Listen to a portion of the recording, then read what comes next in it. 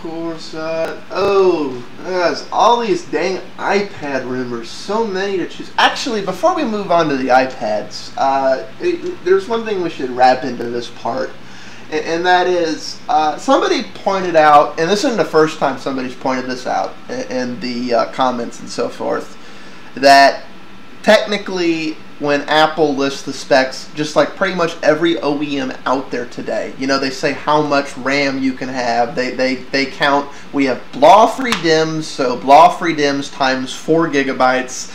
That's how much RAM we can have. In the case of your Mac Pro, I believe it's 16 because you have 4 free DIMMs.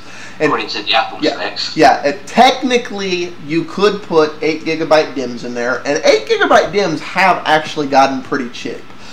You can buy a 24 gig pack, 3 8 gig DIMMs for about $700 if you know where to go look. Why that's not cheap, that's not, oh dear God, expensive either. There's a couple of reasons you shouldn't do that though, unless you really know what you're doing. And that is, and this is the reason why, this is actually something where Apple is not being deceptive in their specs. There's a lot of things Apple does where they are being deceptive. This is something where they're being very candid with the end user, and instead of saying, theoretically it could be this, therefore that's what we're going to list, they're actually listing the practical obtainable spec. And that is why OS X has a 64-bit mode. The default booting for OS X is still, to this day, 32-bit. Which means unless you press that special little key combination at boot every single time to go, no, I want to go into 64-bit, you are still on a 32-bit OS, which has physical addressing limitations of 4 gigabyte. Now, why through certain other things you could make that 4 gig per stack per task using a specialized kernel or other things, which OS X does do by default. When you're in the 32-bit mode, you likely, in all likelihood, because you still have the 4 gig per stack limitation when you're functioning in that 35-bit mode to allow you to go beyond 4 gigabytes, you're not going to be able to address an 8 gig chip. It's not going to work right. And depending on how that chip was put together and how that DIMM handles that, in all likelihood, it would lead to wasted run cycles and you'd never use the 8 gig even if the system saw it. So in essence, then, anybody who says then that Apple doesn't have any problems between, have any selective things between 32 and 64 like Windows does is not quite correct then, because obviously, as you've just described, then there is some difference with the memory on Macs between 32 and 64. Well, this is a physical limitation. It goes back to the basics of computers in that if you do the calculations for how many values there are for 32 bits, it's the exact same number of bytes there are to 4 gigabyte, to 4 gigs. So that's the physical addressing. That's the number of bits available in 32. You know, the first bit is 2, the second bit's 4, so on and so forth, and counting on. When you add that up, that is 4 gig. That's the physical addressing limitation of 32-bit computing. It cannot do a number larger than that. It's not physically possible. You have to do some kind of trick up to be more than 32 bits to address anything larger than 4 gigabyte. This is one of the reasons we don't use the FAT32 file system anymore. And if you've ever had a removable hard drive with FAT32 and tried to copy a file that's larger than 4 gig to it, you will notice it starts copying fine. It gets to 4 gig and the copying fails, because the addressing scheme of the FAT32 file structure is the individual things are 32 bits, 4 gigabytes. It can't be larger. It can't go part A, part B. It's not possible. So, like you say, so in a sense then, you know, in a way, I mean, you say about Apple, but then when you've got other manufacturers listing like as it is stretched RAM specs, in that case then you would have thought Apple might have at the bottom of their RAM thing have pointed out the reason why they might, you know, why their information might conflict with other manufacturers. That's why, you know, so... Well, the reason they don't do that is because in some respects, as of Windows 7, because the default Windows 7 that's on all systems being shipped by OEMs, is 64-bit. In some ways, right now, OS X is behind because by default, it boots into 32-bit mode running the 32-bit binaries. Now, OS X does have an advantage over Windows in the same way Linux and BSD do, in that it's simply a matter of recompiling the 32-bit to be 64 to make it run in 64-bit mode. And for the most part, the 64-bit mode can, with very little loss of efficiency, run the 32-bit stuff. So that's a real advantage. In Windows, that's not a possibility. It's either 64-bit or it doesn't work. Why some 32-bit stuff runs, a perfect example is if you run the Adobe plugin, PDF thumbnails don't work unless you get that unofficial patch that makes a translator to translate the 64-bit to 32 so that the Adobe Reader can actually generate the previews in Explorer. And that translation layer just natively doesn't exist in Windows. Because OS X is Unix-based, that translation layer does natively exist in the same way it does in Linux and BSD. So that is an advantage there, and that's usually what people are talking about for the 32 versus 64-bit stuff. But you still have to be in 64-bit mode. And it's the catch-22 with 64-bit computing, if ever there was one. The computers will be 64-bit by default when we have 64-bit applications. People will start developing 64-bit applications when the computers are 64-bit by default. Because 32-bit applications are more efficient in 32-bit mode, and the vast majority of the applications made for OS X right now are 32-bit applications, that's why OS X boots into 32-bit by default. They're waiting for the industry to go, everything's going to be 64-bit to switch the default boot. And then obviously as well, I suppose, and like you just said, the industry's not moving very faster on that side of things because they're waiting for other people to catch up, so they're both waiting for each other to make the first move. Well, it's begun with Windows 7, and that, like I said, all Windows machines, I would say like 85% plus of Windows 7 systems shipping today are 64-bit. They're not even 32. They're 64-bit systems. So like the change has been pushed, so people are going to start making stuff for Sign. I would expect come OS X 8 or 9, OS X 10 at the latest, it will be 64-bit by default. There's this big push that has happened because Microsoft kind of lit a fire under everyone's butt. Most of the Linux builds that have been putting it off because it wasn't really necessary are, by the end of the year, will have 64-bit versions. A lot of them, like Ubuntu, already did. My guess is come 2012, 2013, 2014 at the latest, we'll finally have begun that switch, and it'll be right in time because another 1 or 2 cycles of Moore's Laws will have gone by, and the 8 gigabyte DIMMs that are now beginning to become affordable will actually be reasonably priced. They'll be about the same you'd pay for a 2 to 4 gig DIMM right now. So then there really is a reason to go all 64 because people can actually afford the RAM to take advantage of it, and that's so on and so forth. It's one of those that a lot of things had to line up, and they're just beginning to. Well, what you said about the push beginning from 32 to 64 tallies, because when I got my Windows 7 disk last year, that had both a 32 and 64 No. disc. If you buy the retail one, which is what you bought, like either an upgrade, OEM, or retail, those three, you get a 32 and 64-bit disc.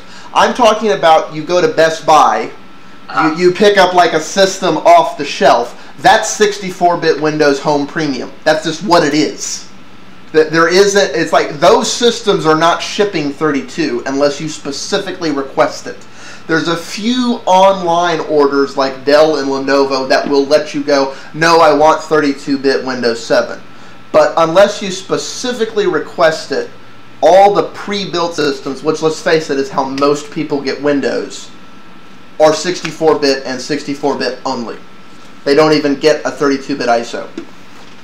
So they're basically then trying to make the move then. So it's almost like so that to the average consumer then doesn't notice it, and then by the time things do start to get noticed, it'll already be in place. Where the average consumer notices it 90% of the time right now is things like the Adobe bug I was talking about, where they notice that something that should be 64-bit that's still 32-bit only, it isn't. And then they're like, why doesn't it work?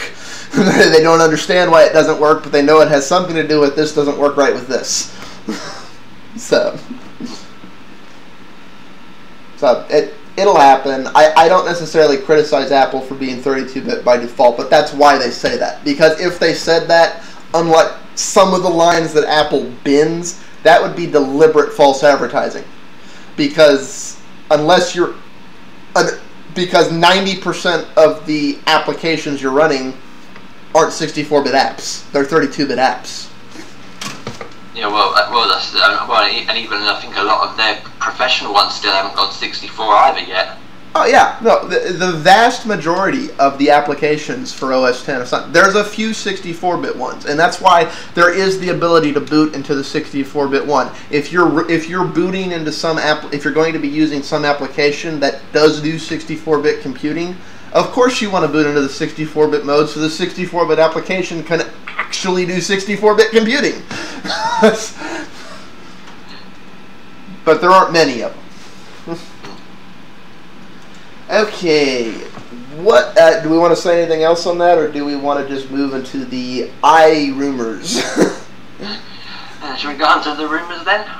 Okay, take your pick. Oh, they're all in blue. They're all links. Hang on. Like there's the resolution rumor, there's the February 9 rumor, there's the supposed additional apps rumor. Yeah, the one that caught my attention, because I did see this just a little while earlier, was the resolution rumor, because I've been hearing for months that the new resolution wasn't possible on a screen that size. Now here's the thing. It is possible. It's very cost prohibitive. And I personally think, given where this rumor comes from and what we're talking about, there's a rumor that the specs for the iPad 2, this little 10-inch form factor, is going to be 2048 by 1536 pixels. Native. That's possible. It's not physically impossible. Because really what that is just the next increment up from the screen they used on the iPhone. On the iPhone 4, that very dense DPI per inch screen they used, they're calling it a retinal screen. This would be a true retinal screen, in that it truly is that size. It's very cost prohibitive to pack that much pixels per inch in there, and on smaller form factors, it sometimes creates a detrimental effect. Like when you on the iPhone, there's some web pages even though the whole page shows on that little tiny iPhone screen, because it has such a high resolution, you can't read anything on that until you go bigger, bigger, bigger, bigger, bigger. It's like you just can't. It's like you almost wish the resolution was lower so you didn't have to zoom in so many times to be able to read stuff. And this eats into profit margins a lot. As much as the screen in the iPhone eats into profit margins a little, this screen, Apple would basically be giving away the iPads to any system they didn't actually sell themselves, which I don't see Apple doing as a company. And the other thing is, aside from the cost prohibitive, it would be counterproductive to the form factor, in that that's a higher resolution than most 22 to 30-inch monitors on a tiny 10-inch monitor. It's one thing to get a higher resolution so that things don't get distorted. That was the real reason to do it on the iPhone. the resolution on the iPhone is comparable to a resolution you would have on a netbook or a cheaper laptop, so that internet pages and things by default do load the way they would on a desktop environment. That's a real plus. On the 10-inch form factor, you don't need to go that dense to do that. This is basically putting the density on the iPhone on the iPad. But like I said, it's on the larger screen like that, it's counter in more ways than one. It just, I don't see them doing it. Or do you think they will? Well, I think the thing that makes me question it more than anything is the fact of the cost side of things, really. I mean, are they really going to be willing to either do one of two things, annoy people by hiking up prices massively, or taking a hit? And I'm not sure either would really take place. I don't think they'd take a hit. You know, if it was anyone other than Apple, I'd say the entry-level model being $750 would be just unheard of. But it is Apple. So, it's like the baseline iPad is now $750. The economy has been rough. The dollar's weaker. Things cost more. Oh, and with that rare China mineral, we don't have any. Because the news has been saying for the last month, oh, expect all your electronics to double in price because of rare earth minerals not being available. So, yeah, it's not like they don't have reasons to say, well, that's why the price is doubled. Not because of the screen. That's like... No, like you say, but again, if it does cause problems also for how good it could actually look, then I think, again, really, are they going to want to It would look spectacular if you're doing videos or other things like that. And one of the advantages of this is it would actually be able to do high-def movies in a way that you'd still have room for all the menu icons. Because a high-def movie is the high-def today is 1920 pixels by 1080. So 1920 by 1080 would leave a nice border at that resolution for menu icons, because the iPad, Apple is very anti-physical buttons. All the button must be on the screen. So then you need extra pixel room for the buttons.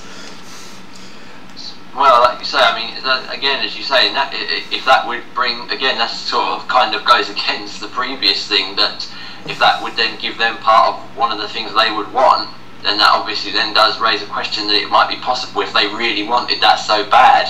Yeah, it's like if it was something that was just uber important to them, but the reality is I'm not sure enough people are really watching high-def movies on these devices yet for that to really be a consideration at this point in the game. Do I think it'll be a consideration 2-3 years from now? Yes. But keep in mind, those uber high-def videos like that also take up a lot of space, and the most storage you get on an iPad right now is actually, I think, is it 32 or 64 gig? I have to actually look. 64 is max, I think. Yeah, so, do you really want to be putting 4 to 8 gig video files on something with that little storage? Or would you prefer to be putting the lower resolution, looks better on this form factor if it's a lower screen, 1 gigabyte files? So you can have 60 movies as opposed to... Well, and I doubt the fact that Apple's bound to have pushed the cost of flash memory up with the MacBook Air, so I don't think they'll be adding any more storage to the iPad just yet. Yeah, so there's that too. So, yeah, it's like, if they're going to do this, okay, it's an oh dear God display. I'm not sure how usable it is, but it's one of those things. Apple as a company usually doesn't push the envelope just that much further. It's one of the things they could do as a company, and they're definitely in a position to do, but one of my real gripes with them as a company is they don't really do that. For the most part, they don't take, well, here's where the bar is now, let's move it up here and let the industry catch up. And that's what this would be. But it seems to be more that they almost like rely on the fact that they get so much attention when they do bring out a product that and then once they've done that initial thing, then they kind of take liberties and take their time with adding new things into it, which is where I think a lot of people do get frustrated with the way they do things. Yeah, it's what would make more sense to me for the iPad would be to adjust. I think the resolution will be higher than the current one. But what would make more sense would be to go for a resolution in line with a notebook and that non-default 16:9 standard that Apple loves so much because they want room for that navigation bar under a standard 16:9 video. That's one of the reasons none of the Mac screens, like instead of being 1920 by 1080, they're 1920 by 1200. So there's room when you're watching a video for the video to be there and the navigation bar to be underneath the video in the part that's black when it's not visible. That's the reason Apple uses that non-standard screen size. What would make sense to me would be for them to up the screen resolution on the iPad, because right now you can't actually watch a 720p video on the iPad. How's that? I thought that was possible. Well, you can watch it, but it's distorted because of the actual screen size. Because either you have to be, if I'm right about this, you either have to be zoomed out or zoomed right in, which then obviously cuts off part of the picture. Well, or it distorts. There's a couple of options from what I've seen with people. It either distorts it, in other words, it's not true 16:9. It's slightly aspect skewed, or you have black bars. Which is a good spot for the controls to be, but you're still not using your full screen. It's one of those, it just doesn't, a true 16:9 image doesn't fit. It's 720p, 1280 by 720p, because of the actual screen size of the iPad. In both those dimensions, it's just you're a little off. I would see them upping it enough that there's room for a 1280 by 720p video, which are a right file size for putting in here, and things a lot of people would be rendering. And it's the quote-unquote unofficial high def, because everybody calls 720p high def, but it's not actually. True high def is 1080p, but we call 720 high def, just to confuse the consumer entirely. I think Apple, though, they always have had a very strange way of doing things. Like you just said, they give you the large screens, but then, like say for example, the iSight camera, that still does 4:3. I didn't know it did 4:3. I thought it was a 720p camera. I'm not sure if it is, but I don't think it shoots in that. At least not with some of the major apps. It doesn't. It does it in 4:3. Oh, so it's doing 4:3 720. 720p just means how many lines you have from top to bottom. It could be 720p 4:3. That means it's not 1280 by 720p. It's like 10 whatever by 720. It's still 720p, but it's a little deceptive. So that's a little weird. I actually wasn't aware of that. That's actually the other thing on this. And this would, the only way this screen would actually make sense would be something people have been speculating about, and that we all pretty much agree that the iPad is going to have a camera. It's likely going to have two. It's probably going to have a front-facing and rear-facing, so you can actually use it to take pictures or videos and other stuff. This resolution would make sense if it's going to be a 1080 camera. It would be, because then if you're taking 1080 videos and they're going to obviously move the video editing app that's on the iPhone over to the iPad, if you're taking 1080 videos, you want to see them 1080 on the device you're editing them on. Well, especially, I mean, the thing that makes it even more likely, that's added an extra layer of confirmation, is that now there's been 3 app icons spotted in a beta that shows camera references. Oh yeah, it's like, aside from the fact that the original iPod had a spot for a camera, there just wasn't a hole in the case for it.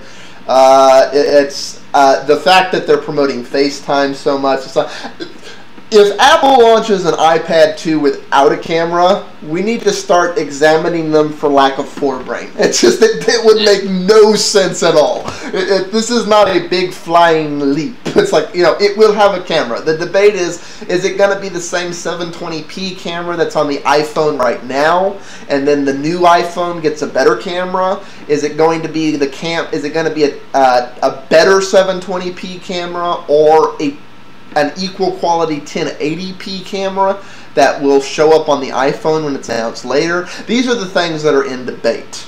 And the reality is we're not going to know till Apple announces the hardware and says, this is what it is.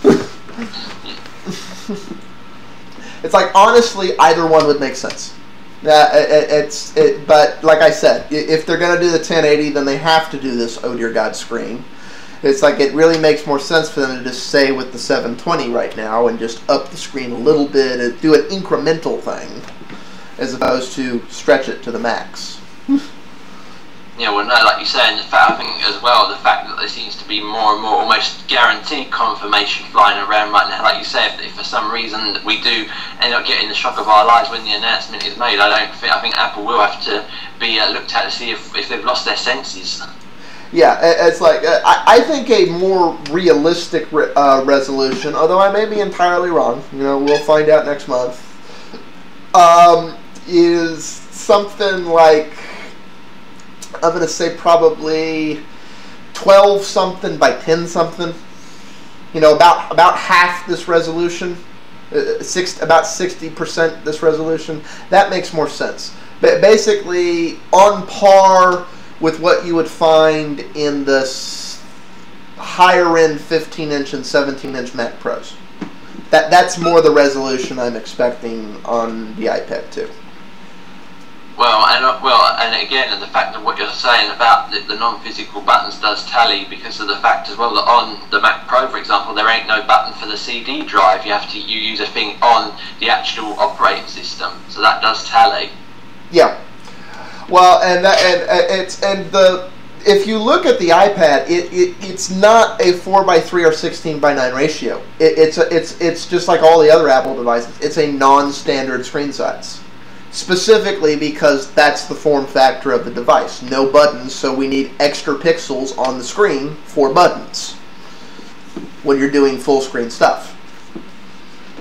Like you say that, and then obviously, as we've seen, but then that obviously adds complications in when things like video and that are dealt with, because they're obviously so busy worrying about making sure they don't have physical buttons on the device that can cause problems when video is not done in a perfect way. Well, and it honestly just depends on the video file. I personally don't mind when things are very mildly distorted like that. Okay, so somebody's face is just a little extra stretched. You know, that's not, it doesn't annoy the heck out of me. On the other hand, I know some people who they're picking up and throwing things if they either see black bars or the image is distorted. like, well, you can't, it's the wrong screen size then. Black bars, I think we pretty much got used to living with that now after 10 years, a bit like with DVDs, but I think that if things are distorted, I can see why for some people that might be a problem. I prefer the distortion to the black bars, and I'll tell you why. I don't want screen burn-in. I don't want black bars burnt into my screen. So that could potentially, I thought as long as the screen was black, then I thought it's if there's a static image on the screen that you get screen burning. But the black is a static image. Yeah. It's using some pixels more than others. It is black. That's not turned off pixels. That's black pixels. That's all. Those are black. So that's burning black bars in there. If you watch videos 8 hours a day on an iPad within 6 to 8 months, you're not stretching it to fill the screen so that it's dynamic effects and stuff. In the same way, if you watch the same TV station all the time and have that little channel logo there in the corner, it gets burnt in. The modern screens do it a lot less, but if you're one of these people with a really sharp eye, which the people who the aspect skewing is going to bug, I would argue 8 to 9 out of 10 people won't even notice the distortion because it's so mild. But the people who do notice it will notice the color distortion from the black bars too, because they'll go back to their home screen and there'll be this black aura on the spot where bars always are when they're watching video undistorted. No, like you say, I mean, then that's the thing. Then surely, well, I mean, that might explain then why some, not many, but some TVs now are starting to appear where the black bars don't apply. Yeah, well, it's by default. It's trying to where that still gets screwed up on TVs though is when you have 16:9 broadcast in 4:3 format. So then the TV doesn't know what to do with it. But yeah, it's like the reality is until we get on one standard and everything's either 16:9 or 4:3, and it's a standard 16:9 or 4:3, and that's what we're going with. It's going to be a problem for all devices. It's not unique to Apple. It's a universal problem. It's just adjust for it as best you can and understand eventually that screen's going to be screwed up. But anyways, you're getting into the rumors here about, yeah, people taking the betas apart.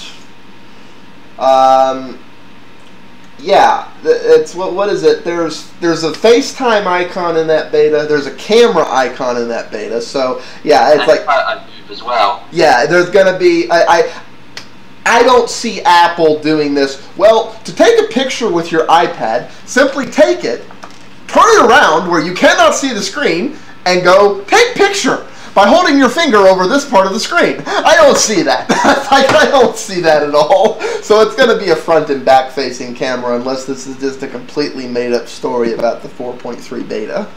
Well, no, as well. I mean, I think after at the end of last year, I think a lot of people were starting to look at the Samsung Galaxy Tab and start to see that as a potential, not perfect but a decent device. So I think that's probably, if anything, why Apple might have gone. They might have originally thought about going for just the one, but I would be surprised if the Galaxy Tab didn't make them think, people are taking to that. Maybe we should add the second one as well.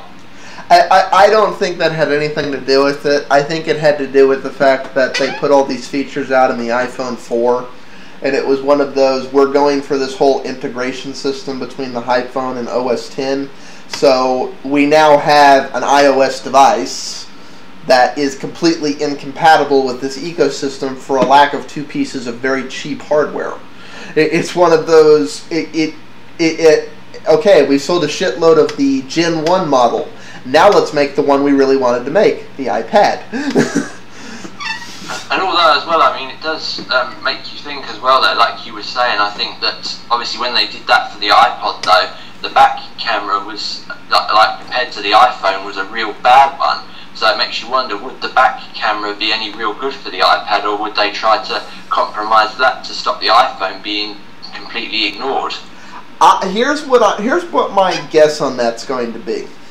My guess is it's either going to be on par with the front-facing camera for the iPhone 4, or it's going to be the same cameras in the iPhone 4, and then they're going to fix that problem with the iPhone 5, which may or may not be coming out this year. Yeah, well, no, like you say, because obviously they're going to try and want to keep all three of those devices alive, so I can see why they sort of cut down the quality camera on the iPod. I'm not so much thinking alike. I'm thinking it's going to be the ultimate, because they come out at different times. The cycle is the iPad comes out, then 3 to 4 months later, the iPhone comes out. So here's going to be the cycle. It's going to be the iPhone comes out, then the next gen of the iPad one-ups the iPhone. Then the iPhone comes out and one-ups the iPad, and so on and so on and so on and so forth. That way they're always one-upping each other. They're not directly competing with each other. And that way, to get the full Apple experience, you have to buy both. Well, and then also that would be valid reasons then as to why they might possibly keep the launch for the iPad in April, only 2 months apart from the iPhone. Then, because obviously then that, like you say, that keeps the competitiveness between the two devices. Right. And that's honestly what I just see them doing, because that's the way Apple works as a company. There'll be this little cat and mouse one-upsmanship. It's like, oh, it's better than the thing I already have. 2 months later, well, now the thing I have isn't the best. I better get that one. It's like, so it's like for anybody who has to have the latest and greatest and best, they're going to wind up buying both each year. Bully for them. It's like, to be honest with you, considering, I think anybody who's going to go for the second one after the first one, I'm thinking to myself, that's when you really have to wonder, do they really realise that, the amount of money they're pouring into those things? I mean, if I do decide to go for it, depending on what they say, that will be it for me for a few years. Well, okay, think about your logic you just applied there, and then think about the number of people knowing who willingly went out and bought Wi-Fi only iPads, followed by a few weeks later 3G iPads, because they just couldn't wait the few weeks. And you know the people I'm talking, they did it. Is that really sensible? Is it sensible? No. Is it Macish? Yes. It's like there are the diehard fanboy Apple people who will do this. So I don't think it's unreasonable for Apple to expect that half their core user base, that 8% of the end user, to go $1,000. Oh, now I need $200 and a $2,000 commitment. Oh crap! I need another $1,000. Crap! I need another $200 and another 2-year commitment because my first year commitment's over. I have to extend my contract by a year. Right.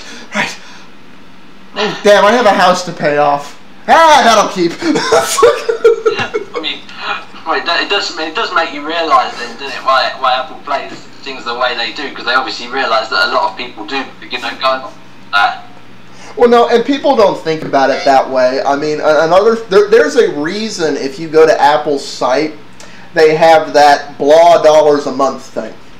I guarantee you the majority of, I don't know if this is an option for y'all in the UK, but this is an option for anyone in the States if they have good enough credit, is that they're not really paying that price. They're just kind of paying it over 2 to 3 years. And the reality is these are the people who my guess is are doing that. They're doing it on either a lease or a finance note, and they're paying the monthly payment. And these people just never stop paying the monthly payment to Apple, because in a year, before they've even paid off this one, they like trade this one in for that one. And they just keep paying the monthly payment forever and ever and ever and ever and ever and ever and ever. And that's just something they've added into their budget.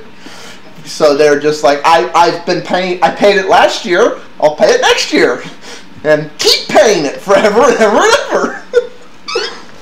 Like you say, you see possibly why people start doing that. The thing is that it does sort of make you question, really, like, obviously from the point of view of the length of time that's going to be. I mean, that to me that does just sound crazy. Well, I'm the same way, but then again, Apple never really made sense to me. But I also understand that the end user and the average consumer is what they are. The reason everybody the world over is broke right now is because we as humans love to spend money that we don't have yet. That's just what we love to do. It's like, what do you mean? I can have it without paying for it? Sold! Get it here! Yay! It's like... That's the thing, really, isn't it? Despite the situation, it seems that's one thing about, the way people do things hasn't changed. Well, no. Because it's easy. And if it's easy and it's available, people are going to do it. It's just... I never mind the fact that it winds up costing 8 times as much, especially if it's a high interest rate. But and honestly, it's not a high interest rate with Apple, because like I said, if you have like AAA credit, they have an option for almost everything Apple makes, at least in the States. I don't know if it's an option in the UK. It's called a 36-month zero-interest lease, in which case you don't actually own it. You pay for it for 36 months, and then it's Apple's. And if you're somebody who's really buying the new one every year, well, you're just transitioning from lease to lease to lease to lease to lease. If you're going to do that, that really is the only way that even remotely makes economic sense. I'm still not sure it makes economic sense, but it makes more economic sense than the other ways to do it. Yeah, well, no, that's the closest thing that would make economic sense. Yeah, because when I was looking from the Mac Pro perspective, I did see something on the UK Apple site that said something along those lines. And the same thing with the finance option. But the thing with the finance option was you were basically taking several thousand, and then you were paying that 1,000 back over time, plus about another £100. And to me, that was the finance. Yeah, the compounded interest will kill you. And the £100, that must have been ridiculously low interest, because usually it's more like 1,500 to 2,500. It's basically you pay for it twice. That's usually the way that financing works. So y'all may have regulatory laws that don't allow that. Well, I'm not so sure if that is the case, but I know there was something going around, so that may have affected that. That could be why I saw what I did see. Okay. Well, really the only other thing as far as the iPad going on here, there's the debate on whether or not it's going to have, there's rumors going around that it's going to be a dual core. The iPad 2 and iPhone 5 are going to be dual core. It makes sense, but I don't see them doing it. Yeah, see, that's the thing. Again, I mean, again, Apple does have a history of stalling with their things and not really pushing things as far as they could. But I don't know, because especially with obviously bearing in mind that by end of year, I mean, whether there will be any devices or not is anybody's guess. But obviously, Android's tablet OS will be out by the end of year. So, do they really want to take that chance? Well, no, there's already some interesting demos on it, and that's the thing. Almost all the modern Android phones, the Windows 7 phones, the BlackBerry device, the WebOS devices are dual, if not tri-core systems. They're literally twice the system and fixing to be 3 times the system of the A4 chip, if not more in some cases, because some of them are the ones that are fixing to come out are tri-core 1.2 to 1.4 gigahertz systems. They're ARM processors, so they're not quite on league with the desktop processor, but it's still a significant amount of processing power at a low power consumption. Now, it's not as low as a single core for obvious reasons, but it's still pretty low power consumption. And because of that, I was with you. I'm like, there's no way in hell Apple is going to release an iPad 2 or an iPhone 5 without at least putting the lowest end dual core, a 1 gigahertz dual core.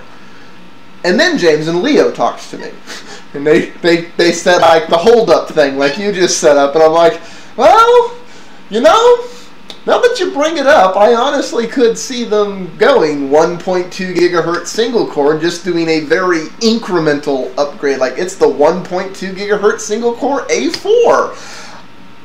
I think it's just the thing. Do they really want to try and earn out as much time possible without having to go up and wait until next year? I honestly think on both that in question at this time spec and the screen one we talked about a little bit ago, those are the two specs which the rumors say this, versus when they actually announce the thing, we'll know what the actual specs are. Those are going to be the two telling ones that will really tell you what the longevity is of iOS as a platform, how much longer it's really going to be a decent market share, versus the end consumer is just going to realize how much more they can get from any other company than Apple. If they really do stick out that single core, this may be the last year that Apple has any kind of dominant market share.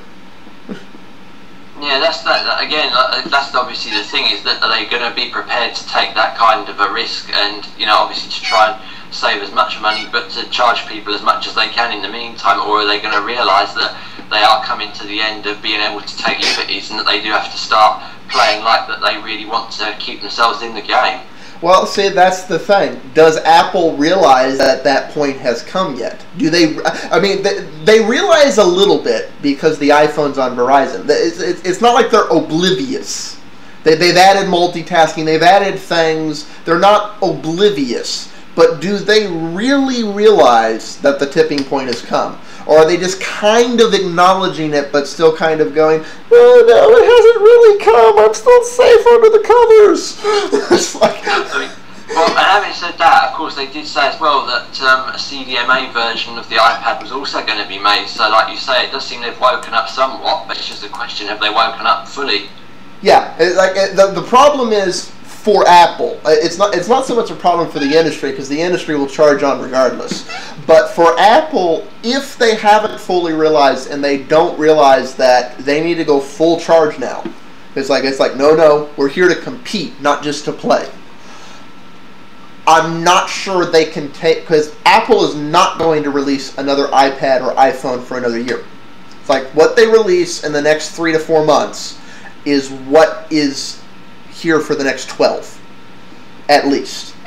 So another year of being behind, would they even be relevant anymore? Would they even be able to come back from that is a real question, because you can only lose so much ground before you can't get it back. Well, that's the thing, and if they were to, do multiple revisions throughout the year, then that wouldn't be such an issue. But the fact they only do one revision per year, then, like you say, they really have to make their decision on that one occasion, whether they've got to make that big move or take the risk of possibly, like you say, by this time in 2012, not being possible of being an option. Well, no, and see, the thing is, if they realize August that they've made a mistake, and it's like if it hasn't sunk in at this point, and they kind of half-heart it and don't go through, and they realize August that they've made a real mistake, Apple has the resources to push out, and they have enough connections to get rapid FCC approval to, really get it on the shelves by Christmas. But that's not the Apple way. That's not what they're going to do. And if Apple had a panic attack and did that, it would actually do more damage than waiting the year of prolonged damage. Because if Apple does something so out of character of doing a midstream release like that, the industry's reaction would be, oh, y'all realize you've lost. Because they would have to be that much more to even stop. It wouldn't just be coming to par. It'd have to be, we're like a quantum leap ahead of the pack. We just weren't ready yet. Well, it's like when they were saying like that there was possibly going to be a 7-inch iPad last year, and I like you say, I just thought that would be absolutely crazy for Apple to do that. Well, it wouldn't be crazy for Apple to do that, because there's actually a lot of people who like that in-between form factor, because it's big enough to actually have a full-size device, but small enough to fit in your pocket. And that's what the 7-inch form factor is all about. The problem is the price point is very specific on that, and the iPad's expensive. It's not a cheap device. Do you really see Apple making a smaller iPad at the right price point, or would it just be like $100 less, and if that, and it's really too expensive for anybody to even like? Well, for $100 more, I can get the actual iPad. It's like it would be a real mix-mash device for Apple to make. It's not a mix-mash device for other manufacturers to make, because they don't have the oh dear God price tag that Apple has. But the oh dear God price tag really does price that out of even being worth making. Well, that's the thing, is that was the main problem. Obviously, as you say, it would have made Apple look pretty bad if they had to go down that route, which is obviously why they probably didn't choose to do that. Yeah. Okay, Scott, well, there was something we were going to get into, and I forgot now. Oh, yeah. Do we think Apple is really going to have their announcement for the iPad on February 9th? Well, again, I think they are pushing for time now. I think people are starting to wonder, when is it going to be? Because everyone was speculating that it would have probably been within the first few weeks of January, and that hasn't happened. So, well, it wouldn't have made sense for it to be within the first 2 weeks of January, because Apple doesn't like to compete with its own press announcements, and why the Verizon one is technically a Verizon announcement, it's relating to Apple, and the last thing they want is their new product launches to be competing with their product coming to another source. So it didn't make any sense to compete with that at all. However, I'm not sure the February 9th date really makes sense, And the reason I say that is because that's based on this beta that's been taken apart. And supposedly the timestamp in this beta is set to February 9th, so their logic is this is all going to be shown off February 9th. It's like, which I guess could make sense. But supposedly HP is doing a WebOS announcement also on February 9th. And it's one of those, does Apple want to put themselves in the position that they're having to compete directly with somebody else's announcement? So there's that thing. The other thing is the Verizon iPhone officially goes on sale February 10th. Pre-orders start the 3rd, but it's officially February 10th. Now, I guess the 9th would make sense in that regard, in that they could go, oh, by the way, Verizon, you know, the one more thing could be, oh, by the way, Verizon iPhones are on sale tomorrow. You know, like you say, I think the way we'll know, because the way I understand it is invites usually get sent out about 7 days before. So right. If we get to February 1st and there's been no indication that there's been an event scheduled, then and we start going past that, then I think we can safely say it's going to be past February 9th. Well, it's like, and that's the thing, how late do they want to be? How much pre do they want to give? Because like you're saying, April's when we would expect the device to come out, if it's coming out. Which would mean they can't wait till later than the first week of March. Honestly, first, second week of February does make sense. It's just the debate of, do they want to do it while the Verizon iPhone launch is still going on, or do they want to wait till the week after so they can stand up and go, people say we're out of it. People say we've been passed, but we sold this many phones last week.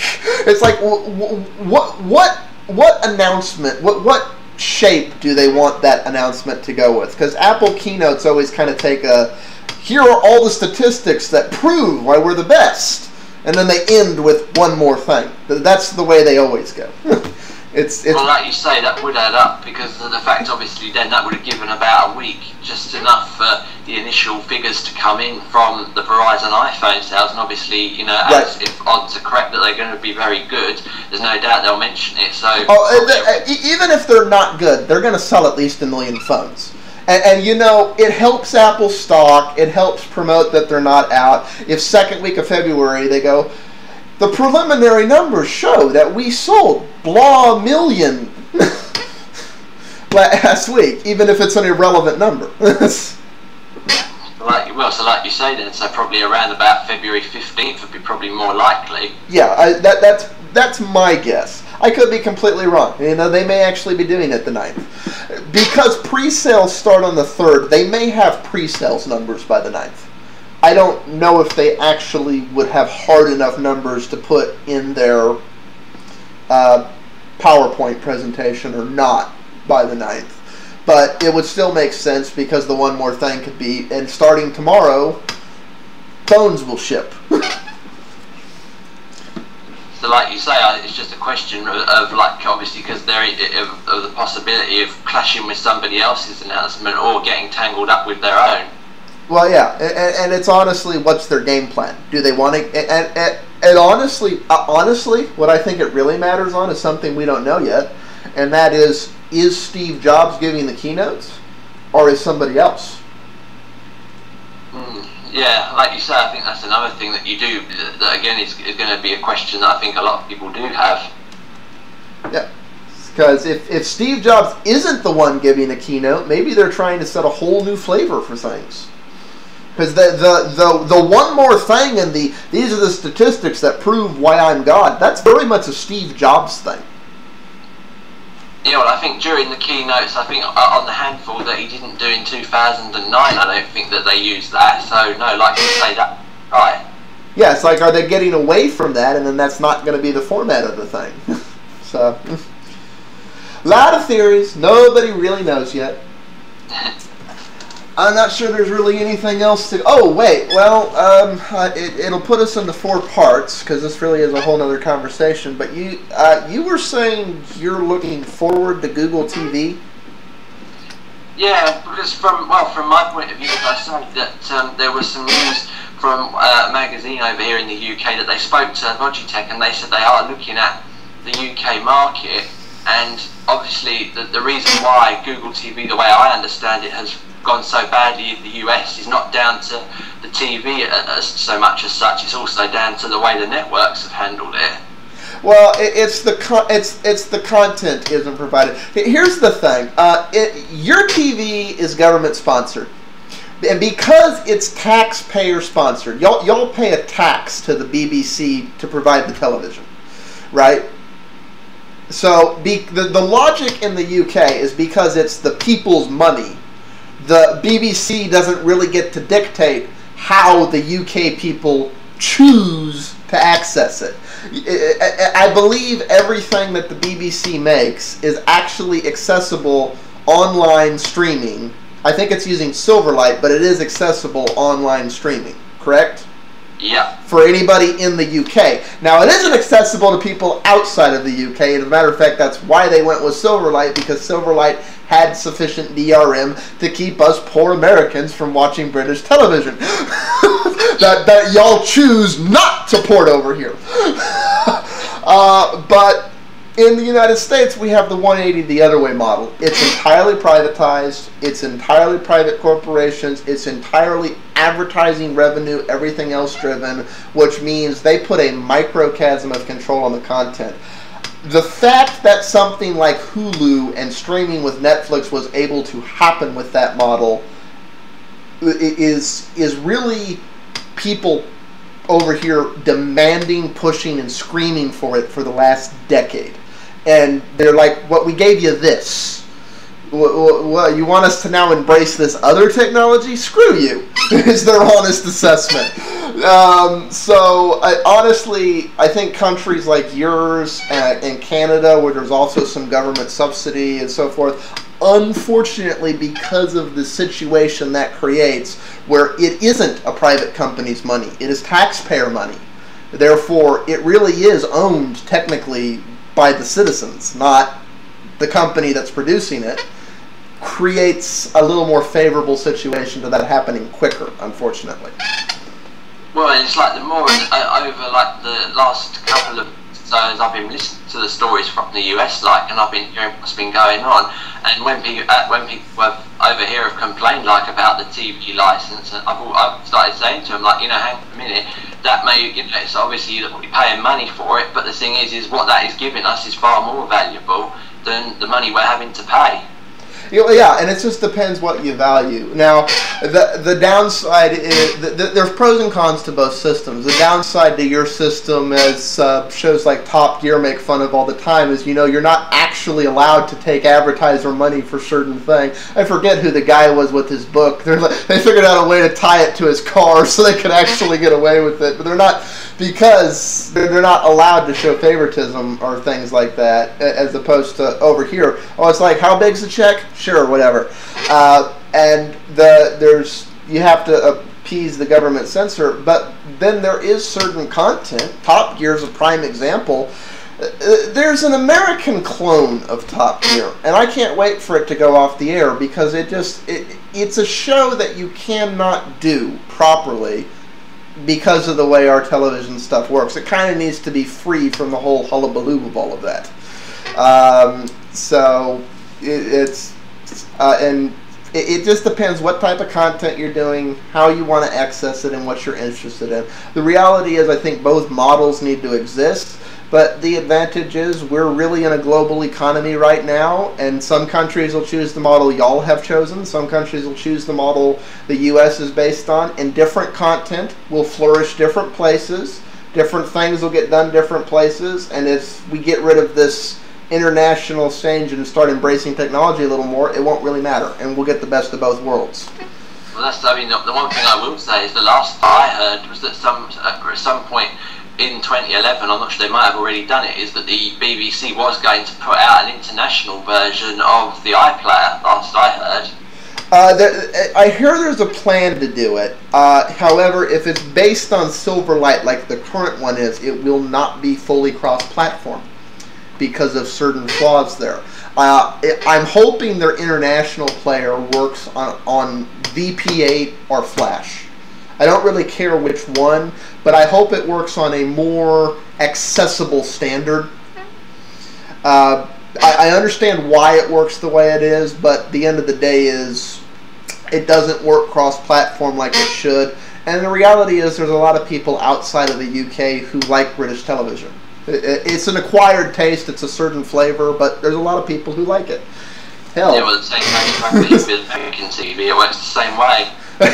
Yeah, it's like let's say with the exception of Law and Order, which y'all have now stolen. I guess we've been stealing your television for years. You know, turnabout's fair play. It's like, I mean, I don't like British television at all. I have a frickin' screwdriver here that's made to be a facsimile of the Doctor's sonic screwdriver, for crying out loud.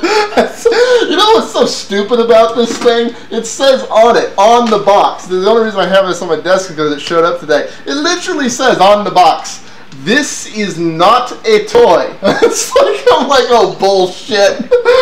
That's a grown person's toy right there. Apparently you have to be 14 or up to unscrew something. Whatever the hell that is. Dear. Alright. Off topic, but sounded like a good thing to actually cut off on. So. Alright. That wraps this iWorld up. Peace out, everyone.